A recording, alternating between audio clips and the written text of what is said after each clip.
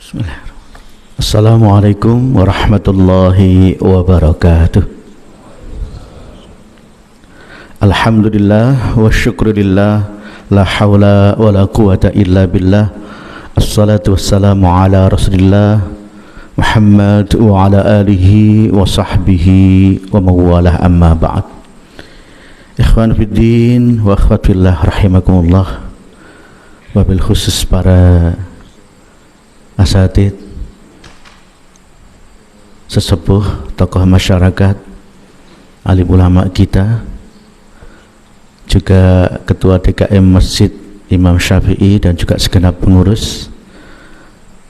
Alhamdulillah pada pagi hari ini Allah pertemukan kita semuanya. Ini bukan sebuah kebetulan, tapi ini atas izin Allah. Kalau Allah mengizinkan kita bertemu, fa insyaallah Allah juga menjamin keberkahan dari pertemuan ini. Untuk itu mari kita syukuri nikmat pertemuan yang luar biasa ini dengan bacaan hamdalah bersama-sama. Alhamdulillahi rabbil alamin. Ikhwan-ikhwat sekalian, kebahagiaan bagi kita bila pagi ini kita kehadiran Syekh Anas Jabir.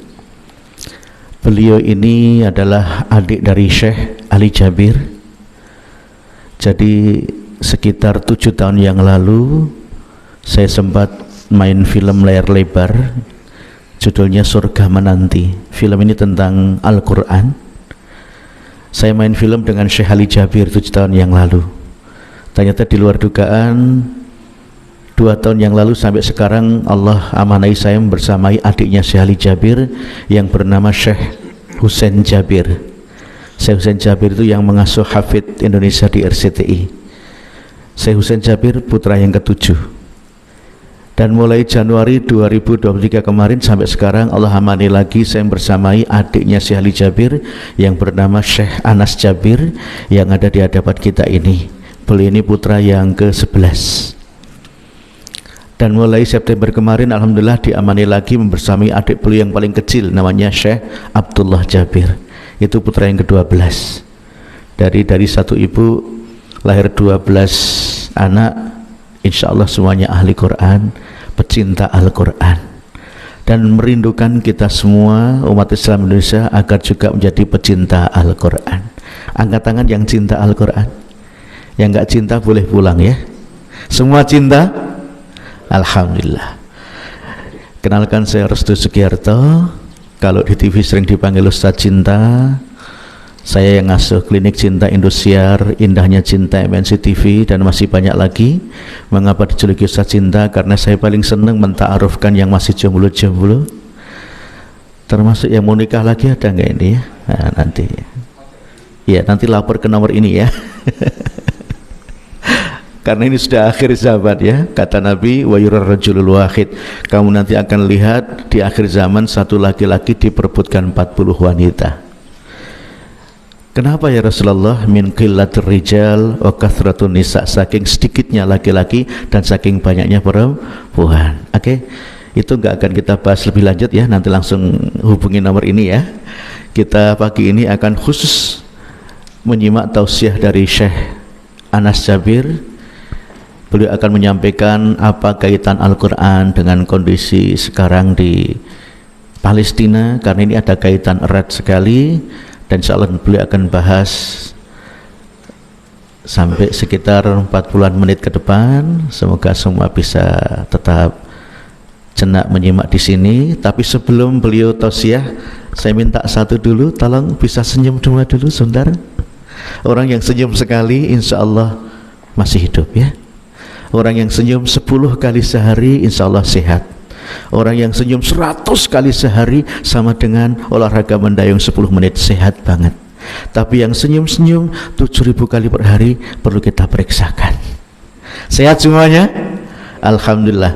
Bismillah, kita akan langsung simak tausiah dari Syekh Anas Jabir. Waktu sepuluhnya kita haturkan kepada beliau. Tafadhal masykurah.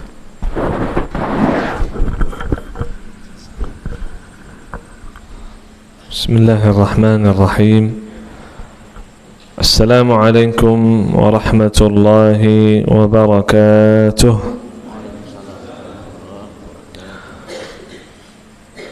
تبارك الذي جعل في السماء بروجا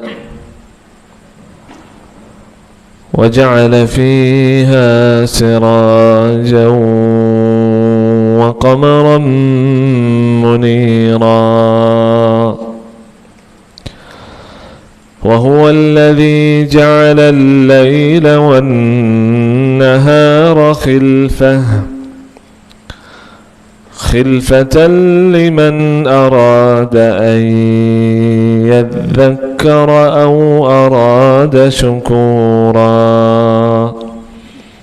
أشهد أن لا إله إلا الله وحده لا شريك له ولي الصالحين وأشهد أن نبينا وحبيبنا ومولانا محمد صلى الله عليه وسلم وعلى آله وصحبه والتابعين ومن تبعهم بإحسان إلى يوم الدين وعنا معهم بمنك وكرمك يا أكرم الأكرمين سبحانك لا علم لنا إلا ما علمتنا إنك أنت العليم الحكيم.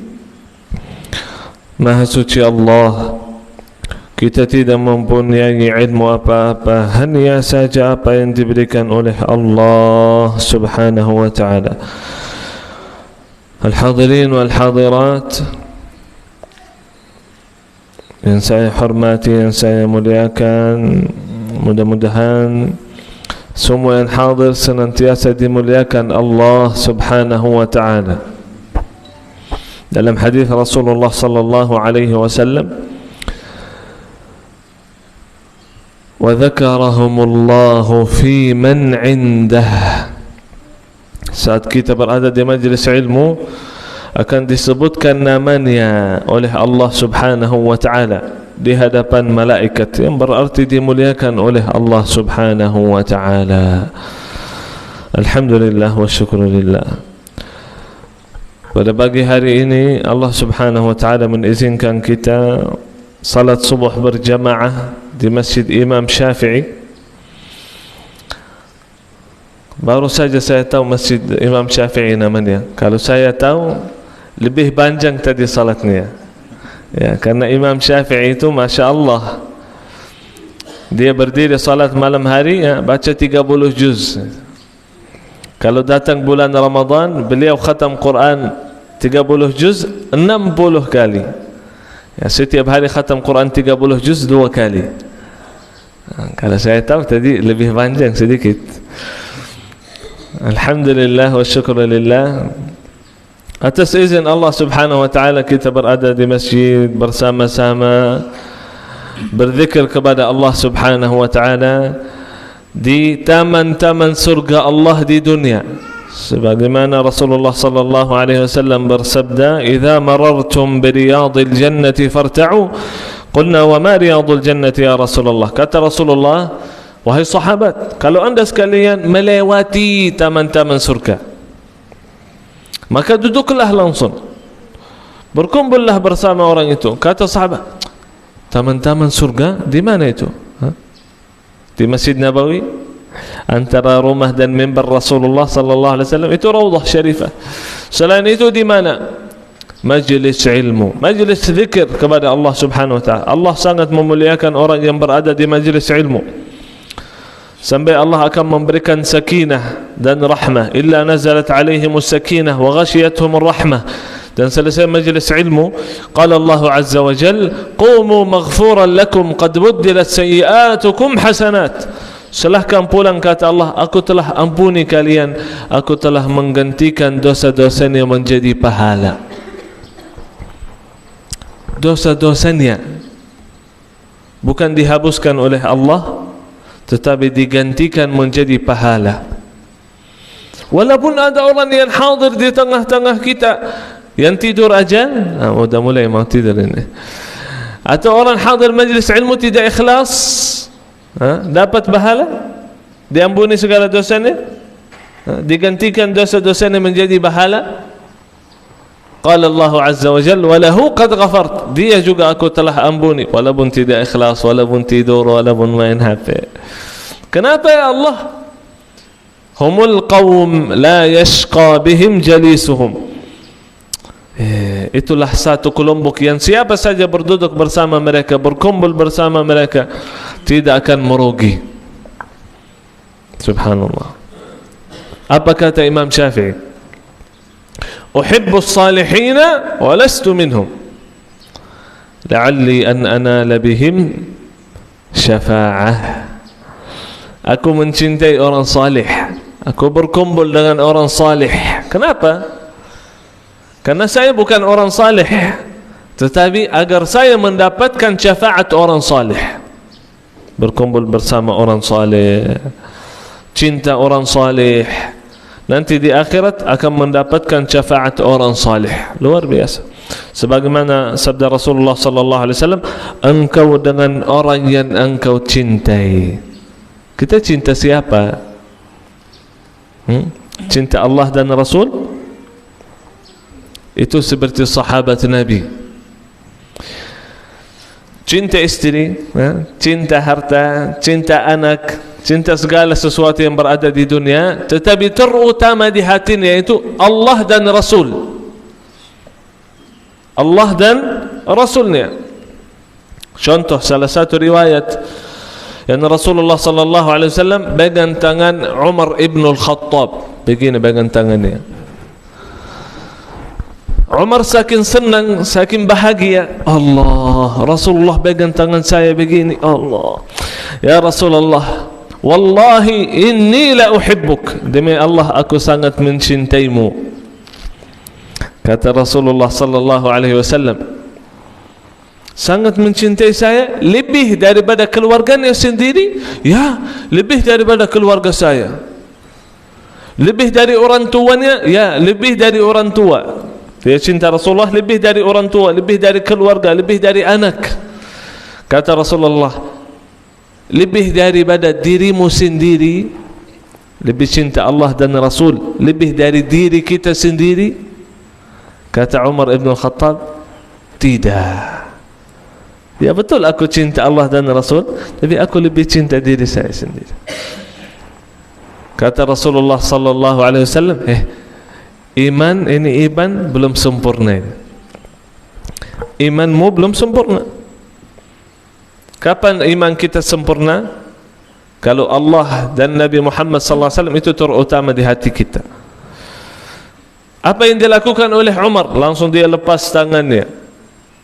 Yang diriwayatkan hadis ini anaknya Abdullah bin Umar. Dia ikuti ayahnya, karena dia lepas tangannya, dia pergi jauh duduk dan dia bicara dengan dirinya, muhasabah. Kata Umar, wahai diriku, melalui siapa bisa mendapatkan hidayah keluar dari masa jahiliyah ke masa Islam yang luar biasa, yang dulu beribadah kepada patung, yang dulu buat Tuhan dari kurma, dia sendiri buat Tuhannya dari kurma, terus kalau lapar dia makan Tuhannya. Subhanallah. Melalui siapa bisa mendapatkan hidayah? Dan dia menjawab, ini Nabi Muhammad sallallahu alaihi wasallam. Terus nanti di hari kiamat, saat hisab, sebelum mulai hisab, saat kita berdiri di hadapan Allah subhanahu wa ta'ala, fi yawmin kana miqdaruhu 50,000 sanah, di hari yang panjangnya 50,000 tahun. Lebih butuh siapa? Diri sendiri atau Rasulullah sallallahu alaihi wasallam? Melalui syafaat Rasulullah bisa mulai hisab. Kata Umar, saya lebih butuh Rasulullah sallallahu alaihi wasallam. Langsung dia pegang tangan Rasulullah. Kata Umar, ya Rasulullah, wahai Rasulullah, wallahi inni la uhibbuk akthar min nafsi. Demi Allah aku mencintaimu lebih daripada diri saya sendiri. Apa artinya lebih cinta Allah dan Rasul lebih daripada diri sendiri? Apa artinya? Artinya bukan hanya ucapan dengan mulut. Ada semuanya mudah ucapkan. Coba bilang, aku lebih cinta Allah dan Rasul daripada diri sendiri. Mudah sekali. Tapi kapan terbukti? saat ada ujian. Salah satu ujian, nikmat yang Allah memberikan kepada kita. Karena kita di dunia semuanya ujian. Umur ujian, harta ujian, anak ujian, keluarga ujian, tetangga ujian, semuanya ujian. Bahkan musibah dan bala itu pun ujian dari Allah Subhanahu wa ta'ala. Di sini terbukti cinta manusia kepada Allah dan Rasulnya. Apakah lebih daripada diri sendiri, daripada keluarga, daripada harta, atau lebih cinta harta daripada keluarga? Surah Al-Fajr, wa tuhibbuna al-mala hubban jamma. Allah berfirman, kalian sangat mencintai harta, sangat mencintai harta. Banyak orang jauh dari Allah karena hartanya, sibuk dengan harta, sibuk dengan dunia. Selalu dalam Al-Quran saat Allah membicarakan tentang jihad, kata Allah, jihad dengan harta dan jiwa. Mulai dengan harta sebelum jiwa. Banyak orang mencintai harta lebih daripada jiwa sendiri, karena dia korbankan jiwanya. Dia ambil uang haram, berarti dia korbankan jiwa. Nanti di akhirat masuk neraka, na'udzubillahi min dzalik. Intinya kita mencintai Allah dan Rasulnya lebih dari segala sesuatu. Salah satu buktinya salat subuh. Allahu Akbar, Allahu Akbar. Allah Maha besar. Allah lebih besar daripada dunia dan seisinya. Allah lebih besar daripada keluarga. Allah lebih besar daripada kasur. Sebagaimana kata Siti Aisyah, Rasulullah berada di rumah, Rasulullah bantu-bantu istrinya, rapi-rapi rumah, bersih-bersih. Kalau mendengar azan atau sudah masuk waktu salat, kata istri Rasulullah sallallahu alaihi wasallam, ka'annahu la ya'rifuna, sepertinya tak kenal lagi sama kita. Yang berarti langsung dia lepaskan segala sesuatu menuju masjid. Aku cinta istri, aku cinta keluarga. Bahkan Rasulullah sallallahu alaihi wasallam bersabda, yang terbaik antara kalian yang terbaik kepada keluarganya. Khairukum khairukum li ahli wa ana khairukum li ahli, dan aku yang terbaik kepada keluarga. Cinta, sangat cinta, memuliakan keluarganya. Tapi kalau ada urusan Allah, Allah sudah tinggalkan. Gak ada artinya itu keluarga. Langsung ke masjid. Tapi banyak orang mendengar panggilan Allah, Allahu Akbar, Allah Maha Besar, Allah Maha Besar, 4 kali lagi, Allah Maha Besar, Allah Maha Besar, masih aja tidur orangnya. Allah Maha Besar, Allah Maha Besar, kata orangnya. Allah ingatkan lagi, azan itu azan sya'iratun min sya'airil Islam, yang dari Islam, yang Allah Subhanahu wa taala mengajarkan Nabi Muhammad sallallahu alaihi wasallam. Panggilan Allah kepada orang yang beriman. Asyhadu an la ilaha illallah, 2 kali. Asyhadu an la ilaha illallah. Ini beringatan kepada manusia. Sebagaimana kata ulama, azan itu untuk orang yang lalai.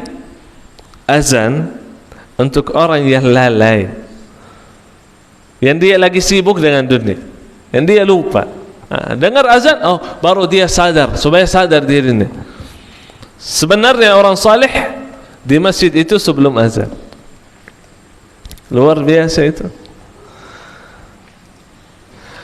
Jadi Allah ingatkan, asyhadu an la ilaha illallah, bukan engkau bersaksi tidak ada Tuhan selain Allah. Kata manusia, iya, tapi pada waktu ini saya capek, Tuhan saya kasur, mau tidur aja. Itu bukan ucapan dengan mulut, tetapi ucapan dengan hati, berlakuannya. Asyhadu anna Muhammadar Rasulullah, aku bersaksi tidak ada, aku bersaksi Nabi Muhammad sallallahu alaihi wasallam utusan Allah Subhanahu wa taala.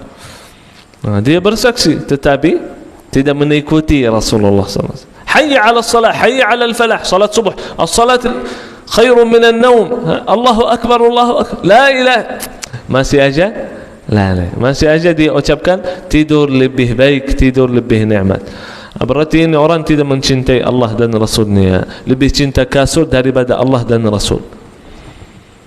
Atau seperti ibu-ibu, Masya Allah, Ada banyak ibu-ibu yang sudah masuk waktu salat subuh, dia bangun anaknya, bangun nak, pergi salat di masjid. Antukum, bangun nak, bangun salat, bangun. Nantuk lah, capek, sakit. Kasihan, biarinlah tidur. 1 jam kemudian waktu sekolah. Nak, bangun sekolah nak. Nantuk bangun sekolah. Kata bangun sekolah. Dipukul, disiram pakai air. Kalau urusan sekolah, enggak ada yang capek. Enggak dibiarkan, pasti enggak dibiarkan. Pasti dia paksa untuk anaknya bangun. Mungkin biarkan sekali, mungkin biarkan 2 kali. Tapi berkali-kali pasti dia marahkan anaknya. Sekolah ini harus sekolah. Bagaimana nanti dapat kerjaan? Bagaimana nanti jadi orang sukses? Kalau urusan Allah, kasihan, tidur. Makanya kita umat Islam zaman sekarang, Masya Allah, lebih dari 2 miliar satu agama. Umat yang paling susah, umat yang paling lemah, umat yang paling dihina oleh orang kafir, umat Islam. Kenapa begitu sekarang? Karena kita jauh dari Allah Subhanahu wa ta'ala. Coba bayangkan sahabat Nabi Muhammad sallallahu alaihi wasallam. Salah satunya Julaibib. Namanya Julaibib. Seseorang yang tidak dicintai oleh yang lain. Tidak ada yang dekat dengan dia. Orang miskin, orang lemah, orang mohon maaf juga jelek di mata manusia, tapi ternyata di sisi Allah sangat mulia, kata Rasulullah SAW. Bas tidak ada di antara sahabat yang mau menikahkan Julaibib dengan anaknya, tidak ada yang mau. Tapi sampai Rasulullah SAW menikahkan Julaibib dengan perempuan tercantik di kota Madinah pada waktu itu, tercantik, nikah sama Julaibib. Kemudian malam hari dia sudah mau masuk ke kamar, mau berhubungan suami istri, ternyata ada panggilan untuk ikut perang.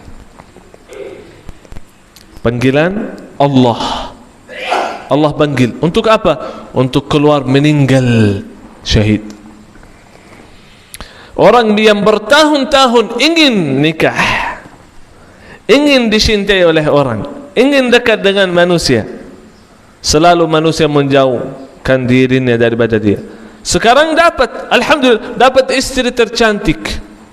Ini kesempatan halal bagi dia berhubungan suami istri malam pertama. Apa yang dia melakukan? Saat mendengar panggilan Allah, dia tinggalkan istrinya, tidak jadi berhubungan. Lebih cinta Allah daripada istri, lebih cinta Allah daripada dunia dan seisinya. Itu adalah sahabat Nabi. Itu perbedaan sahabat Nabi dengan kita. Ada orang di zaman kita yang ibadahnya luar biasa. Ada orang salihin yang ibadahnya luar biasa. Ada orang di zaman kita yang tidak pernah dosa dan maksiat. Ada. Jangan kira enggak ada. Ada orang di zaman sahabat yang banyak dosa, banyak maksiat. Ada orang di antara sahabat yang minum khamar. Ada orang yang di antara sahabat minta dari Rasulullah diizinkan untuk berzina. Ada. Tetapi sahabat itu lebih cinta Allah dan Rasulnya. Sebagaimana saat Rasulullah sallallahu alaihi wasallam, saat ada orang minum khamar, berkali-kali minum khamar, sampai Rasulullah sallallahu alaihi wasallam pukul dia berkali-kali. Sampai kata sahabat, orang ini kok tak taubat, tak punya malu, berkali-kali dia minum khamar terus dipukul oleh Rasul, minum khamar lagi. La'anahullah ma aktsaru ma yu'ta bih. Allah melaknati orang ini. Berapa banyak dia datang ini minum khamar, gara-gara minum khamar ini. Kata Rasulullah, jangan melaknati. Wallahi inni la'alam annahu yuhibbullah wa rasulah. Jangan melaknati. Aku tahu orang itu sangat mencintai Allah dan Rasul. Tapi kita punya syahwat. Orang yang melakukan dosa maksiat itu bukan artinya tidak mencintai Allah dan Rasulnya. Enggak. Orang mukmin kalau dia melakukan dosa maksiat, dia langsung bertaubat kepada Allah Subhanahu wa taala. Itu wasiat Rasulullah sallallahu alaihi wasallam, wa atbi'is sayyi'ata alhasanata tamhuha. Setelah melakukan dosa maksiat, langsung melakukan amal salih kebaikan, karena amal salih akan hapuskan segala dosanya. Itu sahabat Nabi. Langsung taubat kepada Allah Subhanahu wa taala. Betul melakukan salah, melakukan dosa, melakukan maksiat, langsung taubat. Contoh Abu Dhar lagi ngomong sama Bilal dan kata Abu Dhar, wahai Bilal, ibumu orang hitam, kulitnya hitam, karena Bilal hitam. Ya ibn as-sauda, kata Abu Dhar. Bilal sakit hati, apa maksudnya ini? Dia ngomong begitu kepada ibu saya, langsung dia salahkan kepada Rasul. Ya Rasulullah, ini Abu Dhar ngomong begitu. Kata Rasulullah, wahai Abu Dhar, innaka mru'un fika jahiliyah. Engkau orang baik, engkau orang saleh, engkau orang sahabat, tetapi ada di hatimu masa jahiliyah, yang dulu itu masa buruk itu, ada sesuatu yang kotor dalam hatimu. Apa yang dia melakukan? Apa yang dia melakukan ini Abu Dhar? Langsung dia taruh kebalannya di padang pasir. Kata Abu Dhar, wahai Bilal, taruh kakimu di atas kepala saya. Itu cara mereka taubat, itu cara mereka minta maaf. Karena lebih utama Allah dan Rasul. Sudah tahu dirinya aku bersalah, langsung dia minta maaf. Bagaimana cara dia minta maaf? Wahai Bilal, kakimu yang hitam ini lebih mulia daripada kepala saya, kata Abu Dhar. Yang berarti begitu. Itu luar biasa. Makanya kita harus lebih cinta Allah dan Rasulnya lebih dari segala sesuatu. Bagaimana kita mencintai Allah dan Rasulnya? Allah selalu bersama hamba selama hamba ingat kepada Allah, selama hamba berzikir kepada Allah. Ana 'inda 'abdi ma dzakarani. Selama berzikir, selama mulut ini berzikir kepada Allah, Allah mendampingi kita, Allah menolong kita, Allah memberkahi kehidupan kita. Zikir kepada Allah Subhanahu, dan zikir yang membedakan umat Nabi Muhammad sallallahu alaihi wasallam dan ummah yang lain itu adalah Al-Quran. Umat yang lain semuanya zikir, subhanallah, alhamdulillah, la ilaha illallah, Allahu akbar, astaghfirullah, la ilaha illa anta subhanaka inni kuntu minadh dhalimin. Semuanya berzikir. Tetapi umat Nabi Muhammad saja yang membaca Al-Quran. Itu yang membedakan umat Nabi Muhammad sallallahu alaihi wasallam, yang menjadikan umat terbaik. Itu yang membedakan Nabi Muhammad sallallahu alaihi wasallam dan Nabi yang lain. Nabi Nuh dakwahnya 950 tahun. Nabi Muhammad dakwahnya 23 tahun. Lebih banyak yang mana? Nabi Nuh jauh lebih banyak. Lebih mulia Nabi Muhammad sallallahu alaihi wasallam. Ketahuilah, seluruh para nabi dan rasul semuanya ahli ibadah, semuanya ahli taat, semuanya ahli berjuang di jalan Allah. Semuanya. Nabi Adam Allah menciptakan dengan tangannya sendiri. Semua para nabi dan rasul Allah sangat memuliakan. Kenapa Nabi Muhammad terbaik, termulia? Mendapatkan wahyu Al-Quran. Itu yang membedakan Nabi Muhammad SAW. Apa yang membedakan malam, satu malam menjadi lebih baik daripada 1000 bulan? Allah turunkan Quran pada malam itu. Itu kemuliaan kita. Itu kemuliaan kita. Kehormatan umat Nabi Muhammad SAW, Al-Quran. Selama kita jauh dari Quran seperti zaman sekarang, mohon maaf, ya, makanya jauh kemuliaan dari kita, jauh kehormatan dari kita, jauh kehebatan kita, jauh. Lemah kita, lemah. Padahal dulu kita yang paling hebat, sampai heran negara-negara terbesar di dunia. Ini orang Arab ini yang dari kota Arab, yang tidak ada artinya, yang jorok, yang kotor, yang buruk. Sekarang datang mau lawan kita, negara terbesar di dunia, kata Romawi pada waktu itu dan Persia. Ini mau datang lawan kita, 3.000 orang mau lawan 200.000 orang. Mana bisa menang 3.000? Bisa menang kalau mencintai Allah dan Rasulnya lebih dari segala sesuatu. Itu yang membuat saudara kita yang berada di Palestina sabar atas ujian yang sangat berat. Karena Allah kalau mencintai hamba, Allah memberikan ujian kepadanya. Ujian, itu tanda cinta Allah kepada hamba. Apa yang mereka ucapkan saat kita melihat nanti videonya, mereka hanya ucapkan hasbunallah wa ni'mal wakil, ni'mal maula wa ni'mal nasir, inna lillahi wa inna ilaihi raji'un. Sebagian banyak ucapkan terima kasih ya Allah, alhamdulillah engkau memilih anak saya menjadi syahid, engkau memilih istri saya menjadi syahid, suami saya menjadi syahid, keturunan saya, orang tua saya dipilih oleh Allah menjadi syahid, terima kasih Allah.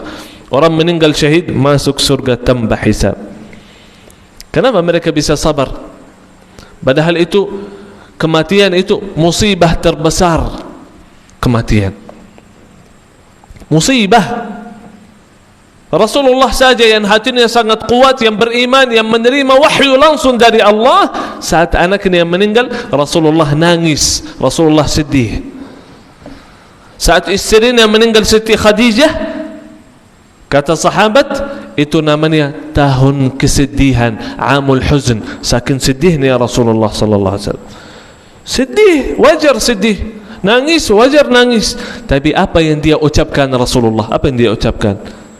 Kata Rasulullah, wala naqulu illa ma yurdi rabbana. Kita tidak ucapkan macam-macam, kita hanya ucapkan alhamdulillah, inna lillahi wa inna ilaihi raji'un, hasbunallah wa ni'mal wakil. Kita sabar, kita menerima ujian ini sebagaimana saudara kita yang di Palestina. Sabar mereka luar biasa. Luar biasa sabarnya. Kenapa bisa sabar? Kenapa bisa sabar? Karena lebih cinta Allah dan Rasulnya lebih dari segala sesuatu. Aku cinta keluarga, aku cinta rumah saya. Yang satu orang dia bilang 40 tahun saya kerja keras supaya bangun rumah ini, hancur rata dengan tanah. 40 tahun kerja keras, tapi tidak apa-apa. Kata dia, tidak apa-apa, tidak ada masalah. Kalau Allah ridha, saya terima. Kalau Allah menerima takdir saya begini, saya menerima. Apalagi saya harus menerima takdir saya. Alhamdulillah, apa saja dari Allah saya menerima. Sebagaimana kata Umar ibn al-Khattab, apa yang saya menghadapi besok hari saya tidak peduli, saya tidak khawatir. Banyak orang fikirkan masa depan. Bagaimana kamu setelah 5 tahun? Bagaimana kamu 10 tahun ke depan? Umar ibn al-Khattab tidak pernah fikirkan masa yang akan datang. Allah yang atur, Allah yang urus. Saya serahkan segala sesuatu kepada Allah. Karena saya pasti akan mendapat takdir Allah, tak jauh dari takdir Allah. Semua itu takdir Allah, saya menerima takdir Allah dengan senang hati. Dengan senang hati. Lebih menerima takdir Allah, lebih menerima pilihan Allah daripada pilihan saya sendiri. Saya mau rumah, saya mau mobil, saya mau keluarga. Allah mau saya meninggal syahid, saya lebih senang meninggal syahid karena itu pilihan Allah bagi saya. Itulah orang yang saleh, karena dia dekat dengan Allah. Rahasianya bagaimana mereka mencintai Allah, bagaimana lebih cinta Allah dan Rasulnya lebih daripada segala sesuatu yang di Palestina itu, karena mereka adalah para penghafal Quran. Tulis di YouTube sekarang, masya Allah, sosial media itu luar biasa. Para penghafal Quran di Palestina, berkhusus di kota Gaza. Tulis, lihat. Anak kecil usia 5 tahun, ratusan, ribuan hafal Quran 30 juz. Subhanallah. Perempuan, ibu-ibu, saya lihat videonya, ya Allah. Masjid besar, full ibu-ibu. Kita salat subuh, bapak-bapak aja 3 saf. Ibu-ibu di masjid, full masjidnya. Kenapa datang ke masjid? Sedang store hafalan 30 juz. Store hafalan 30 juz. Sekali duduk. Dan setiap murid punya guru. Kalau ada 100 murid, ada 100 guru. Di Indonesia, satu guru, muridnya 50. Sebanyak gini semua. Iya. Di sana di kota Gaza, satu murid, satu ustaz. Saking banyaknya para penghafal Quran. Masya Allah, Masya Allah. Makanya Masya Allah, salah satu ibu yang anaknya meninggal, dia bilang, terima kasih Allah, semoga anak saya lain juga meninggal syahid, semoga suami saya dan saya meninggal syahid. Coba bayangkan bagaimana itu, luar biasa. Yang tangannya dipotong, yang kakinya dipotong, demi Allah ada videonya, semua ada di HP saya. Kita yang nampakkan sebagian saja, karena ada beberapa video yang kalau kita melihat mungkin binsan lihatnya, parah. Ada yang kepalanya kepotong, ada yang tangan itu, subhanallah. Salah satu orang anda lihat tangannya patah, kakinya patah, apa yang dia ucap? Demi Allah dia senyum lagi di rumah, senyum, alhamdulillah. Dia bilang, saya menerima takdir Allah. Masya Allah, Masya Allah, Masya Allah. Rahasianya adalah selalu berzikir kepada Allah, membaca Quran, hafal Quran. Kalau orang hafal Quran, kalau orang membaca Quran, kalau orang mencintai Quran, itu orang dekat dengan Allah. Karena hadis yang terakhir ini saya sampaikan, Rasulullah sallallahu alaihi wasallam bersabda, Allah punya keluarga dari golongan manusia. Allah subhanahu wa ta'ala punya keluarga dari golongan manusia. Siapa itu? Nabi dan Rasul? Malaikat? Siapa itu ya Rasulullah? Ahli Quran. Bukan ahli ibadah, bukan ahli puasa, bukan ahli sedekah, tetapi ahli Quran. Itu adalah keluarga Allah subhanahu wa ta'ala. Makanya mereka Masya Allah, karena mereka adalah keluarga Allah. Mudah-mudahan Allah subhanahu wa ta'ala menjadikan kita para penghafal Quran, ataukah para pecinta Quran. Karena bukan semua sahabat Nabi hafal Quran 30 juz, bukan semuanya, tetapi semuanya cinta Quran, semuanya memuliakan Quran, semuanya membaca Al-Quran, semuanya berjuang kepada Al-Quran. Makanya Allah subhanahu wa ta'ala memuliakan sahabat Nabi. Mudah-mudahan insyaAllah saudara kita yang berada di Palestina, Allah subhanahu wa ta'ala selamatkan mereka. Allah subhanahu wa ta'ala insyaAllah memberikan kemenangan kepada mereka. Kemenangankah meninggal syahid, karena itu kemenangan terutama, atau kemenangan insyaAllah Palestina dengan waktu yang terdekat merdeka mudah-mudahan insyaAllah atas izin Allah subhanahu wa ta'ala. Kun fayakun. Allah hanya mau membuktikan siapa di antara kita yang betul-betul ada perasaan terhadap saudara. Ada orang tidak peduli. Kapan terbukti keperhatian kita kepada saudara? Saat ada ujian. Ini ada ujian, ada perhatian kepada saudara, Allah mau buktikan. Mudah-mudahan insyaAllah kita termasuk orang yang beriman, yang mencintai saudaranya sebagaimana mencintai diri sendiri. Kalau tidak mencintai saudara, tidak mencintai Allah dan Rasul. Karena itu iman. Kata Rasulullah, la tu'minu hatta tahabu. Tidak akan beriman sampai saling mencintai karena Allah subhanahu wa ta'ala. Mudah-mudahan ilmu yang kita mendapatkan bermanfaat kepada kita. Semoga kita insyaAllah tambah dekat kepada Al-Quran, mencintai Al-Quran, membaca Al-Quran, atau minimal mendengar Quran. Karena mendengar Quran saja dirahmati oleh Allah. La'allakum turhamun. Mudah-mudahan Allah subhanahu wa ta'ala membuka hati kita dan Allah mudahkan Al-Quran kepada kita semuanya. Amin ya Rabbal Alamin.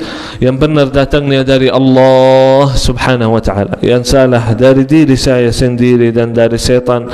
Mohon maaf apabila ada salah atau ada kekurangan atau kata-kata yang kurang sopan, mohon dimaafkan. Wallahi taufiq wal hidayah. Subhanakallahumma bihamdika asyhadu an la ilaha illa ant أستغفرك وأتوب إليك والسلام عليكم ورحمة الله وبركاته. Waalaikumsalam warahmatullahi wabarakatuh. Ikhwan akhwat sekalian, seperti biasa setelah selesai tausiah, Syekh Anas akan bagi-bagi hadiah. Mana hadiahnya, Mas?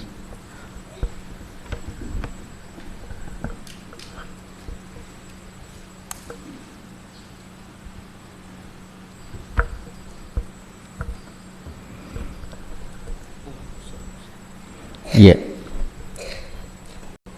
seperti kebiasaan almarhum Syekh Ali Jabir, Syekh Anas juga mengikuti kebiasaan tersebut, yaitu setelah selesai tausiah beliau bagi-bagi hadiah.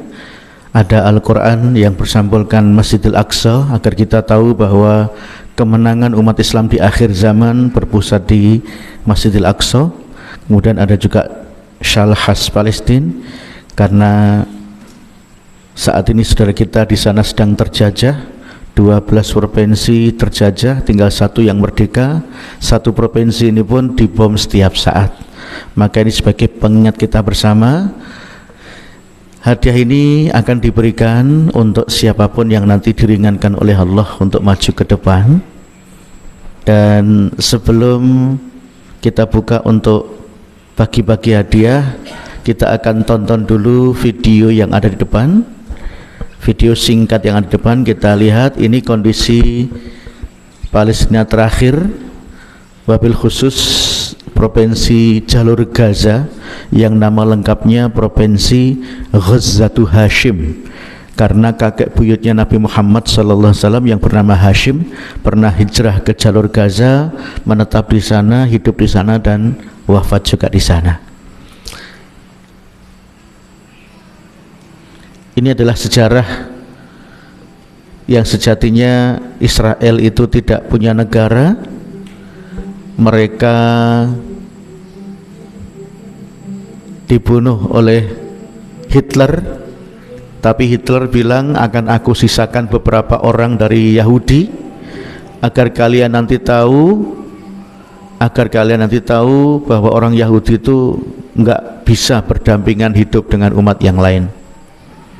Dan ternyata betul, awalnya orang Yahudi yang disisakan oleh Hitler ini bertamu minta perlindungan ke Palestina, karena Palestina sudah berdiri sebagai sebuah negara. Awalnya minta perlindungan, minta tempat untuk tinggal sementara, tapi ternyata di luar dugaan orang-orang Zionis Israel ini merebut tanah-tanah milik saudara kita di Palestina. Jadi sejak tahun 1948 mereka mulai merebut tanah-tanah milik saudara kita di Palestina.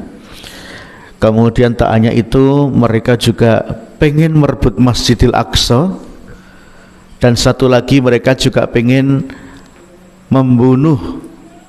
mengusir saudara-saudara kita di Palestina. Jadi Zionis Israel itu punya gerakan namanya Millennium Sejahtera.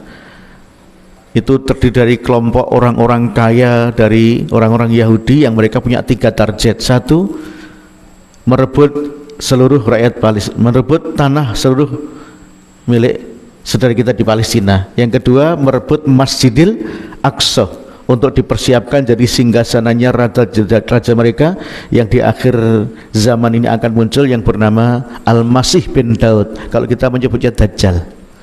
Kemudian yang ketiga, pengen mengusir bahkan membunuh saudara kita di Palestina. Ini ikhwan-ikhwan sekalian, Ramadan tahun ini ya, yang sedang sholat di Masjidil Aqsa dibubarkan. Jadi mereka sudah seberani itu, bahkan yang dinilai lama sholat, lama zikir di Masjidil Aqsa dan masjid-masjid di komplek Baitul Maqdis ini diusir, ditendang. Bahkan ada kelompok ibu-ibu yang sedang itikaf, ditotor bedil, ditendang, diusir, tidak boleh untuk berlama-lama di Masjid Al-Aqsa. Ikhwan-ikhwan sekalian, 7 Oktober kemarin sempat ada perlawanan dari saudara kita dari jalur Gaza, karena sudah 75 tahun dijajah, akhirnya mencoba melawan dengan senjata sekedarnya. Ternyata Israel semakin marah, kemudian membabi buta, mengebom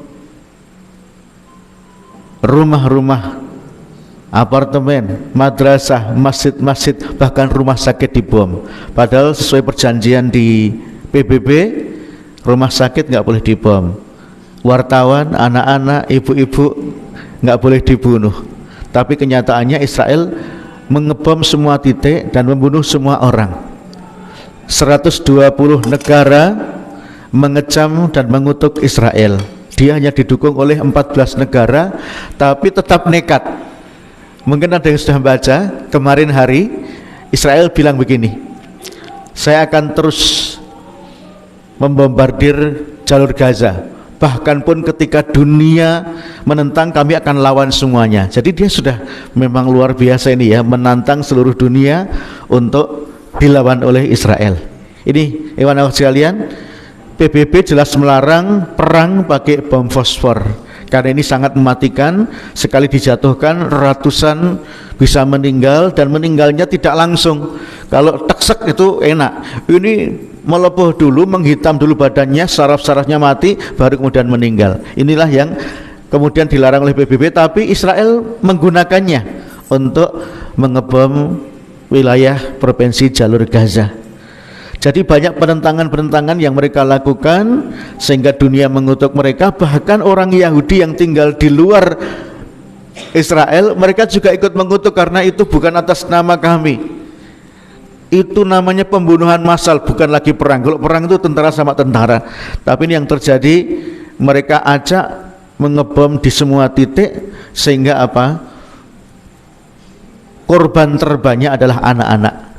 Jadi total yang sudah meninggal di jalur Gaza lebih dari 11.000, yang luka-luka lebih dari 24.000, dan yang terbanyak dari yang meninggal itu adalah anak-anak, lebih dari 4.500, bahkan terus bertambah karena banyak yang ketimpa puing-puing bangunan belum ketahuan. Makanya anak-anak yang masih hidup, anak-anak kecil yang masih hidup, yang belum kena bom, mereka menuliskan namanya di tangan dan di pahanya, ya, misalnya Ahmad atau Faiz atau Azizah atau siapa, agar nanti kalau kena bom kemudian badannya terpisah-pisah masih dikenali namanya siapa. Itu sampai segitunya, Masya Allah. Maka ini video terbaru ya, 2 hari yang lalu ya, 11 November, berarti sehari yang lalu ya, bom dijatuhkan di samping kanan, kiri, depan, belakang rumah sakit, terutama rumah sakit Asy-Syifa. Yang keluar dari rumah sakit ditembak, yang masuk ke rumah sakit juga ditembak. Ini Masya Allah, sudah di luar peri kemanusiaan. Jadi semakin berjatuhan korban, sampai akhirnya Amerika sendiri berteriak, "Loh, kok banyak banget ya korbannya ya?" Awalnya dia mendukung, apakah itu sekedar diplomasi, tapi yang pasti mereka juga ikut prihatin dengan banyaknya korban yang meninggal. Yayasan Amal Cinta Al-Aqsa tidak masuk di perpolitikan, kita khusus memperhatikan sisi kemanusiaannya.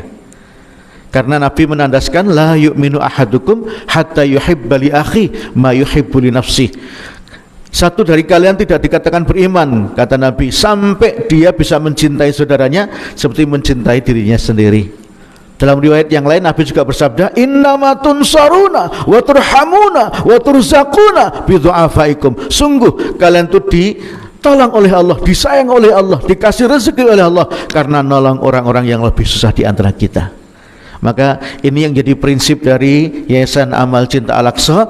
Maka sejak 4 tahun yang lalu, bukan hanya sekarang kita bantu ya, sejak 4 tahun yang lalu kita terus mengirimkan bantuan ke jalur Gaza Palestina, apapun yang mereka butuhkan. Ini video terakhir ya, kemarin hari ini rumah sakit Indonesia yang ternyata jadi sasaran bom juga, padahal ini rumah sakit terbesar ya. Jadi Masya Allah, korban terus berjatuhan ya. Angkanya lebih dari yang dilaporkan oleh berita-berita, karena tadi kematian terus bertambah dan yang meninggal banyak yang belum ditemukan. Inilah kondisi di sana, Masya Allah. Bayangkan kalau itu terjadi di Indonesia, naudzubillah, semoga nggak sampai terjadi di sini. Jadi andaikan kita bukan seorang muslim, mestinya juga tersentuh. Karena apa? Banyak manusia-manusia yang qadarullah mereka juga beriman sama dengan kita, yang mereka terbunuh, dan sangat banyak sekali jumlahnya. Maka Yayasan Amal Cinta Al-Aqsa sejak 4 tahun yang lalu sudah peduli, apalagi saat ini sedang ada pengoboman besar, lebih peduli lagi ya. Dari mulai kita membangunkan ulang masjid yang sedang hancur di sana ya, kita kemarin menyelesaikan masjid namanya Masjid Syuhada, 4 lantai di bom Israel, kita bangun selesai sebelum pengeboman besar ini. Semoga tidak sampai kena bom lagi. Sampai detik ini info dari Palestina, karena kantor pusat kita di jalur Gaza ya. Jadi Yayasan Amal Cinta ini kantor pusatnya di jalur Gaza Palestina, kantor di Indonesia di Solo. Nah, ini masjid yang sudah kita bangun belum sampai di bom. Kantor kita di depan masjid juga belum sampai di bom, semoga nggak sampai di bom. Tetapi keluarga dari tim kita di sana ada yang kena bom, ada yang patah kakinya, bahkan ada yang meninggal dunia ya. Jadi awalnya bermaksud pengen ke tempat pengungsian di Jabalia, kumpul di satu rumah 20 orang malah kena bom. Sampai sana 20 orang kumpul satu rumah malah kena bom, meninggal semuanya. Intinya memang tidak ada tempat aman di jalur Gaza ini karena semua titik dibom oleh Israel. Ikhwan akhwat sekalian, karena banyak sekali rumah yang hancur, masjid yang hancur, madrasah yang hancur, kemudian infrastruktur juga hancur, bahkan sumur-sumur juga dibom. Kita sempat bangun 2 sumur ya, jauh sebelum pengeboman besar ini. Alhamdulillah sampai sekarang juga masih aman sumur-sumur yang dibangun oleh Yayasan Amal Cinta Al-Aqsa. Ini pengungsi-pengungsi yang ternyata saat perjalanan mengungsi pun juga sempat dibom, padahal pengungsi itu nggak boleh mestinya dibunuh, tapi ternyata juga Israel ini memang sudah dibutakan hatinya sehingga target mereka memang pengen mengusir bahkan bunuh seluruh penduduk Palestina. Masya Allah.